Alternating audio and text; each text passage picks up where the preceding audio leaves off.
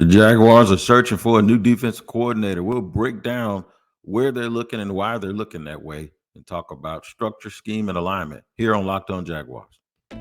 You are Locked On Jaguars, your daily Jacksonville Jaguars podcast, part of the Locked On Podcast Network, your team every day.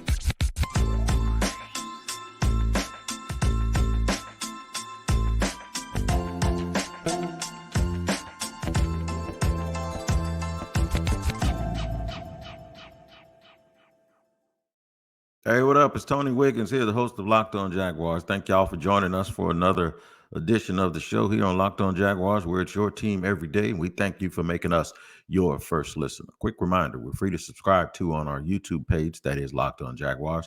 Make sure when you get there, you hit the like and subscribe button, and then hit the bell so you get notifications each and every time we drop an episode. And then wherever you listen to podcasts, make sure you tap into that location every single day as well, so that you do not miss an episode. How about that? Today's show is sponsored by PrizePicks. The episode is brought to you by PrizePicks, the easiest and most exciting way to play daily fantasy sports. Go to prizepicks.com/LockedOnNFL and use the code all lowercase LockedOnNFL for a deposit match up to $100. And shout out to the everydayers for joining us. You can be an everyday if you join us every day as well. All right, so the Jaguars have this search going on. It's wide open, man. They're interviewing candidates for the defensive coordinator position. Of course, Mike Caldwell was fired. Some people think it was a scapegoat move, and some don't. Others are bringing up other reasons. And I'll pause on all of those reasons and sitting here thinking that it's something sinister based on rumors and reports and how guys left and all of that stuff. And I'll just say that they're just looking for a reset at that position. The scheme, a lot of things. So here's what we do. We're finding the right fit to lead the defense. That's what we'll talk about, obviously. A look at the candidates in segment 2, and then structure, scheme, and alignment. So we get a lot of these things confused, the differences between those three, and those are the things that we'll talk about also. Doug Pederson has mentioned the word structure a lot when he talks about defensive coordinators. I know he often not often, but once when they were facing a team that is a base 4-3 team, he also discussed the old 4-3. And when talking about certain teams, I can't remember the opponent. It's either Kansas City. It may have been the 49ers or somebody. But when you listen to the way that he describes something like that, it kind of tells you what he wants to get away from and what he doesn't want to be. And when he talks about liking the structure of the way teams are set up, that would mean that that's something that he brags about, especially when that structure is an anti-4-3. It's sort of a 3-4, sort of a multiple front where guys play. So a scheme is a scheme, right? One of the things that will draw the ire of a defensive coach or a coach when you talk to him is to just blanketly mention 4-3 versus 3-4. Because the first thing that they'll ask you is, so are we talking about scheme or alignment? Because those aren't the same things. To tell you that they're not the same things, the thing that makes me realize they're not the same things, because I often thought that they were, pretty much one and the same, right? But the bottom line is, you can have different alignments in one scheme. Now, I know the word multiple is used a lot. Sometimes it's used comically. When you think about the college game, there's a video going around of Florida's defensive coach using the word multiple times. Did I just go multiple? But yeah, it's like some of these things, they seem like they're coach speak and this, that, and the third. So to break down the Jaguars, what they've done with this staff, and then even with the staff that they had with Urban Meyer, when they discussed their defense, they talked about how their base defense would be a 3-man front. And Doug Pederson even said that when he took over the team, that the structure of the defense was what he wanted under Joe Cullen, who came from Baltimore.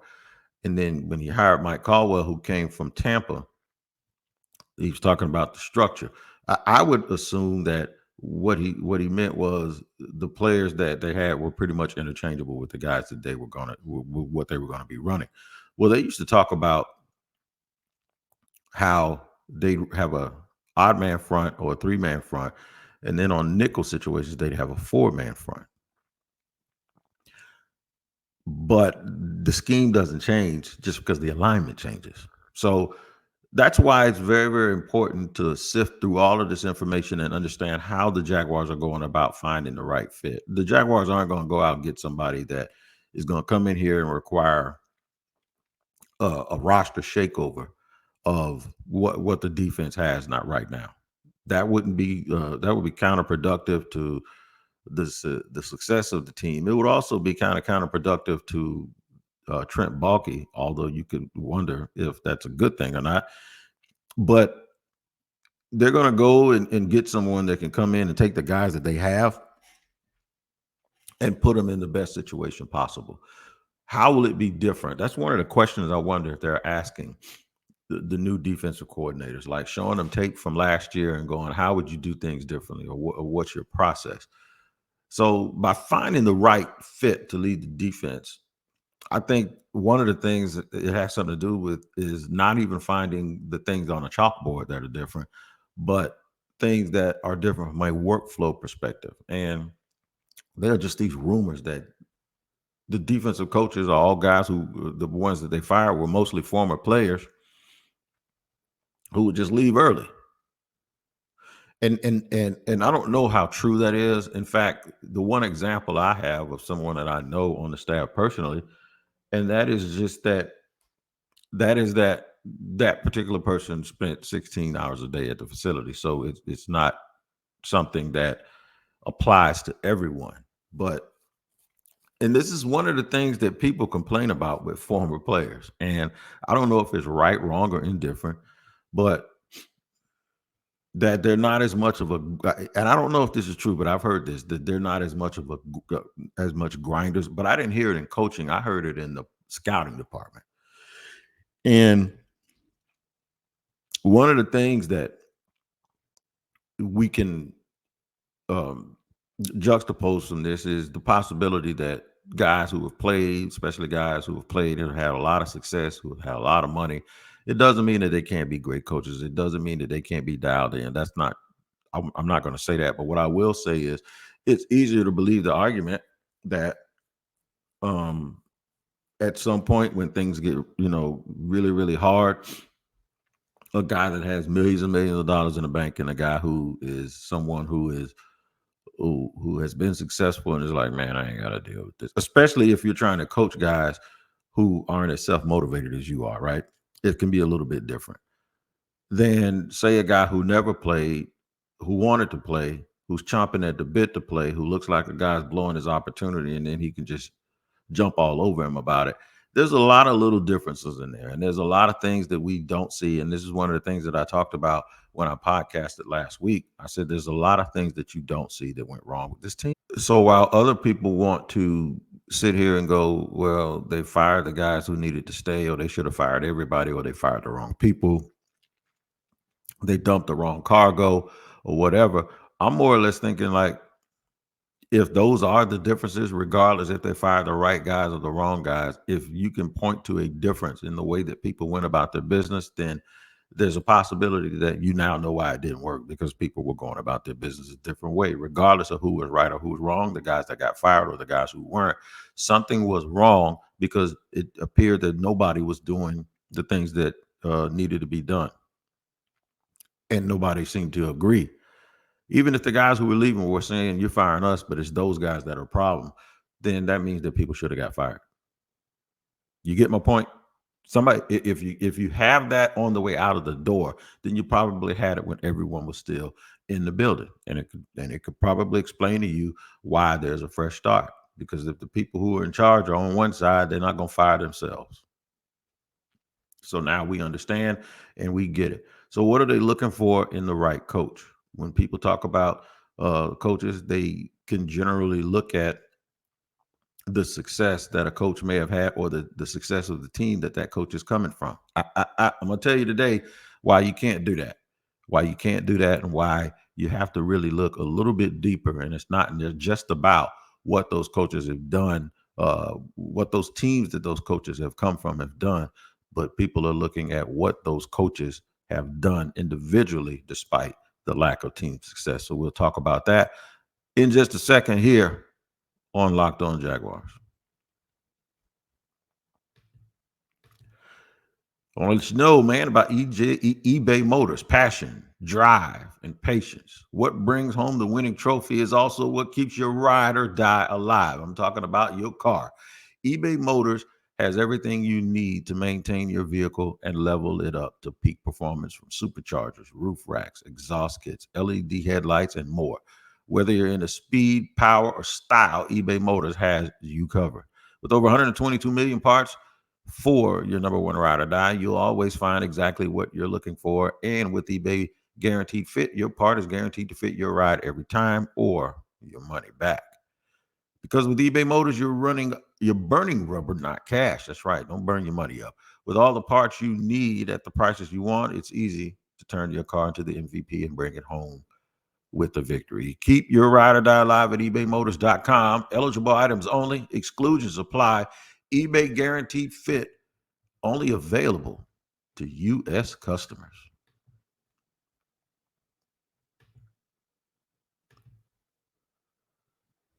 All right, man, we're running it down here. Locked On Jaguars. We're at your team every day. We thank you always for making us your first listen. Talking about the Jacksonville Jaguars and their coaching search, and how we got here a little bit. I'll give you a little bit of that, and then where we're going.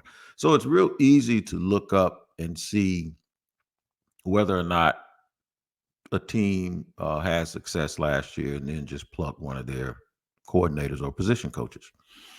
In fact, that's what they did when they hired Mike Caldwell. Folks saw under Todd Bowles' direction as the head coach, or first the defensive coordinator, when the Bucs won the Super Bowl, and they put up a fabulous performance stopping Kansas City and Andy Reid and Patrick Mahomes. And I know that that version of the Kansas City Chiefs had a terrible, terrible offensive line, but nobody was talking about how bad that offensive line was while the Chiefs were on their way to the Super Bowl and getting to the Super Bowl. In fact, most people picked the Chiefs to actually win that game. So we can't go back with 2020 vision now and say, yeah, but everybody knew that the defense was bad. No, they did not. I mean, the offensive line and the offense was bad. No.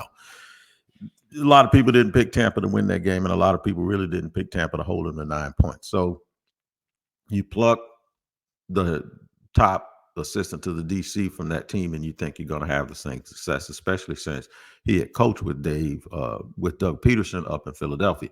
It just didn't work out that way. And sometimes you can look at a bad team and look at the bright spot from those teams, and then want to hire a coach from those teams. I think sometimes we get confused and we think these coaches don't know each other and don't know each other from a whole different vernacular than we do. They do. The coaching fraternity is a very small one. It's not very big. A lot of times the coaches go and try to find someone, or find the guy that ran the thing that drove them crazy. I'm sure Doug Pederson, the reason why he loves the structure of that defense is because it's probably the one that gave him the most fits when he was preparing for it as an offensive coordinator. And then coaches really, really have long memories, right? So the coaches that have these long memories, man, they remember guys, and they remember how folks were prepared. Using a college example, Mike Norvell, the coach at Florida State, hired Alex Atkins because he remembered when he was at Memphis and they played Charlotte, where Atkins coached, how the offensive line was prepared. You learn this in film study before the games. You learn this when you're scouting an opponent and their offense, and you're watching the opposing defense. You learn it when you go against guys. You even may go and not get a guy that you coached against, but someone who runs what that coach runs. So we'll start with Wink Martindale, right? And if you Google Wink Martindale, you'll probably get a game show host that'll pop up. If you're old enough to remember, I can't remember the name of the show, but I grew up thinking Wink Martindale, knowing Wink Martindale as a game show host when I was a kid, right? And same name, just keep scrolling until you actually get to the coach. Everyone associates him with Baltimore and how Baltimore plays their defense, right? 3-4, big, multiple fronts with all of these guys all over the place, rushing the passer, you know, big physical corners that tackle really, really well, active safeties. Um, and they automatically assume and want Wink Martindale because those defenses that he has coached have been pretty nasty. The Giants defense, even though the team hasn't been successful this year, the Giants defense was pretty good. And then you started hearing things about Wink Martindale and Brian Daboll not getting along. Is Wink Martindale a good fit for Doug Pederson? Sure he is. I don't think Wink's a pushover at all. I think Wink will be what is basically the head coach of the defense. The question for me is, will Trent Baalke be able to understand exactly what Wink Martindale wants and be able to get it to him? Because if he doesn't, it's going to be a problem, right? And Wink also allegedly wanted out of New York because the head coach fired a couple of his coaches. And when you think about it, Doug Pederson is also a guy that doesn't like people firing his coaches. So he wants to make his decision. So all of that is really up in the air. Then you go to Atlanta, another coordinator that the Jaguars have either interviewed or going to interview, Ryan Nielsen. He's going to be one of the hottest names out there, for a while this cycle, because the Atlanta Falcons are like a game away from making the playoffs in the NFC, and their offense was putrid, right? But their defense played very, very well, and they were super, super active. They got really, really good play out of guys like Jesse Bates, and they were really, really able to put it together and play very, very active. They improved a lot under Ryan Nielsen. So there's a chance that maybe if he interviews well and he's the guy that Doug Pederson believes gives him the best shot, then that's who it'll possibly be. Atlanta played the run really, really well, and I'm looking at some information. Shout out to John Shipley for doing an in-depth on this. I'm really, really looking at information. It has to be a situation where you're confident that the coach can make adjustments. He can teach, but he can also make adjustments during the game, and he doesn't have to. And this is one of the complaints, that coaches were sitting there waiting until the next film session to fix things, as opposed to fixing things in the moment. And like, it's just like too late for you to do that. Don't try to fix things in the moment. Now, according to Shipley, here Nielsen comes from a 4-3 multiple front coaching tree. So he used a lot of various fronts, and that bodes well with the type of defensive lineman that they have. The Jaguars, again, will still be charged with fixing the interior of the defensive line and making sure they have the kind of linebackers that can get the real good run fits for them. To me, those are the top two candidates. I know that they talked to Marquand Manuel as well. I believe the Jaguars are also in line to discuss Chris Harris, the passing game coordinator from the Tennessee Titans. But Marquand Manuel is very, very he's also a candidate that you want to really pay attention to, because he coached on Doug Pederson's staff in Philadelphia when they won the Super Bowl. So he understands workflow. The thing is do you want a coach that coaches from back to front or front to back? And that's why structure, scheme, and alignment all come into play, and the personnel that you already have, and what you have to do to make sure that coach has everything he needs. We're going to discuss those three things and what the differences are in our opinions, and we'll do that here in just a second on Locked On Jaguars. Right now, it's all about FanDuel, the sponsor for today's show. FanDuel is the absolute truth, and even though the regular season is over, you can still get in action with FanDuel, America's #1 sportsbook. Right now, new customers get $150 in bonus bets guaranteed when you place a $5 bet. That's $150 in bonus bets, win or lose. The app is easy to use, and there are so many different ways to bet like this. Live same game parlays, find bets in the new Explore tab, make a parlay in the Parlay Hub. That's the best way to find popular parlays and more. So visit fanduel.com/locked on and make your first bet an absolute layup. FanDuel, official partner of the NFL. And I'm going to let you know about PrizePicks, which is the largest daily fantasy sports platform in North America. The easiest and most exciting way to play daily fantasy sports is just you against the numbers. Instead of battling thousands of other players, including pros and sharks, you make more than or less than on 2 to 6 player stat projections and watch the winnings roll in. PrizePicks even offers a reboot policy so that your entries stay in place even if one of your picks gets injured. That's good, good, good. Go to prizepicks.com/locked on NFL and use the code locked on NFL for a first deposit match up to $100. I'll say it again. Go to prizepicks.com, use locked on NFL as your code, all lowercase, for a deposit match up to $100.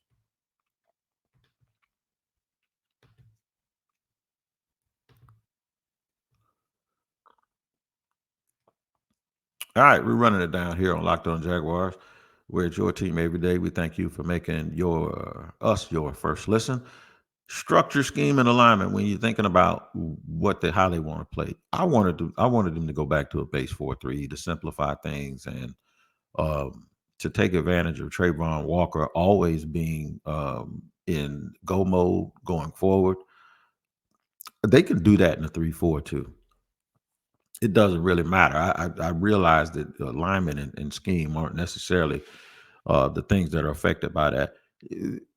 Other teams have guys that line up in a 3-4 outside linebacker that don't fall back into coverage very much. Now, it's one thing to go out into the flat, but I'm talking about to be moving backwards and be 5 to 7 yards deep from the line of scrimmage is where I don't want to see these guys. I want them to be guys like the 49ers and these other teams where their front guys always come forward and they're always putting pressure on the quarterback. When they're not going forward, then who do you have rushing? And you got 3 big soda machines up front, and maybe you're sending a linebacker. I just don't buy into schemes that ask players to do things that they don't do best.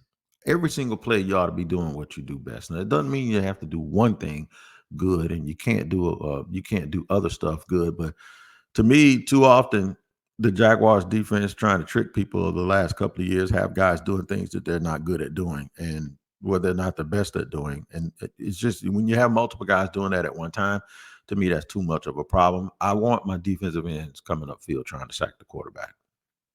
That's their responsibility. Set the edge, make sure you play the run and the pass, but get after it, stay active, play beyond your first move, and to keep it pushing. I want guys up front that know how to stay in their gaps, but at the same time control their gaps, but also once they realize it's a pass, to be able to get after the quarterback. All of that other stuff, man, where too many guys are dropping back in coverage and guys are being asked to do a whole bunch of things. You can kill that, especially when guys aren't really they're not great at doing the one thing that they're supposed to be doing. And now you got them doing all of these other things. So I really don't care whether it's a 3-4 or 4-3 more than I care about mindset. The other thing is I would prefer for my corners to be man-to-man corners. And I know we have a lot of running quarterbacks and you never want guys to have their back turned while the quarterback is running. I would just rather live or die with the dude's mano ability. And I know when you're drafting athletic players and you're talking about traits and all of this stuff, in my opinion, it's easy if that's the way you're going to draft, then stand on that and be that. Get these guys out there playing man-to-man, man, and being aggressive as opposed to finding guys that want to or that fit better in a zone. Because if that zone's not working, you don't have anywhere to go. Now, I think it's easier to teach a man-to-man corner how to play zone than it is to teach a zone guy how to play man-to-man.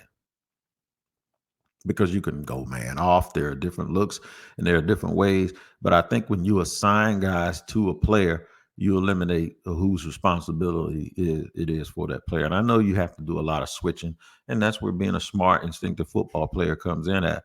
But I really want aggressive guys outside. I absolutely do. I want aggressive guys outside. Here's what I've never seen. I've never seen a coach look at a prospect and go, "Oh, he plays zone. I don't know if he can play man, but we'll try it." I have I have seen guys go, "Oh, he's a man-to-man guy. Oh, he can probably play zone too. That ain't no problem. We'll give him a break every now and then. He can play a little bit of zone."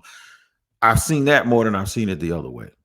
I think when you have a guy who can play man to man, he can play both. I think when you have a guy who's really just a sort of a zone guy who struggles with man to man, I think he's going to struggle if you put him in man. So you don't even try to put him in a system where they play a whole bunch of man to man. So if you look at the coordinators and look at what they like to do and how they like to do it, it seems like when you have these dudes that don't have limitations, you're able to actually be more multiple and do more different things. Like if you have a guy where all you run is a shell defense and he plays on one side as a DB, well, what happens if you want him to follow the best receiver from the other team? I want a guy that can move around and do more stuff. And I know we've had professional corners argue about this before. And I think there's an art in being able to play off. I think there's an art to being able to play in a system and be disciplined. And especially if you have it going and it's going real well, that's fine. But I also think that you can't hide from the truth. And that is, if you can't play man to man, now nobody's going to stop everybody all the time, right? It's not, football isn't set up that way. The greatest cornerbacks ever got burnt. But it's how many of those battles you can win and how many of those battles you don't lose, especially in critical moments that matter. And I want coaches that coach like they have confidence in their players. And I want a GM that understands that and he can go out and draft and get players that are confident. That's why I keep telling if the Jaguars end up at 17 and they take Nate Wiggins, I'm happy with it because I think he is that dude. I think if they sign L'Jarius Sneed, he is that guy. That's why I am on that. And this is why I also told people I couldn't really do a draft without understanding free agency first, and also who the coaches are and what their mindset, their scheme, and their structure is, not necessarily their alignment, but their scheme and their structure. So it'll be something that's very interesting to keep an eye on. I do believe the Jaguars can get who they want. I don't think they're in a position where people aren't going to come here because they think Doug's going to get fired in a year. I think they can go out and get who it is that they want. And I think if they go out and get who they want, it'll be it's possible that it could be a more complementary form of football, but that's not going to absolve the offense of the things that they have to fix. And it's not going to absolve Trent Baalke of the things that he has to fix either. So that being said, there you go. That's my thought on the candidates, the three guys anyway that have been mentioned the most. I did mention Chris Harris a little bit. We're just going to have to see and listen, but understand the difference between scheme, structure, and alignment, and then pay attention to what they say and how they draft to complement the things that they talk about. Make sure you are all talking about and all viewing Locked On Sports Today. That's right. Locked On has launched the first ever national 24/7 streaming channel on YouTube. Locked On Sports Today is here for you 24/7, covering the top sports stories of the day with the local experts of Locked On, plus our national shows covering every league. Go to Locked On Sports Today on YouTube and subscribe to the first ever national sports 24/7 streaming channel. All right, man, you guys have a great weekend. Enjoy the final 8, if you will, before we get to the final 4 of the National Football League. Make sure you tap in. Take care of each other. Keep warm. And we'll see you next time here on Locked On Jaguars.